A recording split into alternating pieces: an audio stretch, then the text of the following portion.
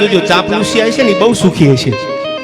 તમે માર્કિંગ કરજો, ભમાજી જેટલા ચાપલુસી કરતા હશે ને ગમે ત્યાં ગરોટિયા ખાઈ દેવાળા એ એસી રૂમમાં બેઠા છે, અને વટવાળા છે ને તડકાના હેરાન થતા છે. શું કામ? એવી જ પરિસ્થિતિ રાણાની થઈ હતી.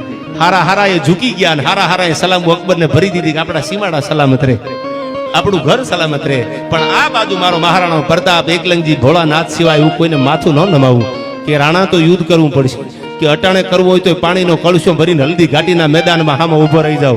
બાકી રાણો આજે ન નમે ને રાણો કાલે ન નમે. શું કીધું? એને નથી કરવી કોઈની હાજી રે,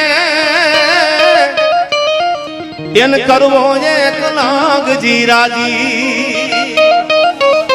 અને અકબર તું સલામની આશા રાખતો હોય ન્યા રાખજે બીજે રે. શું કામ? હવે રાણો મારો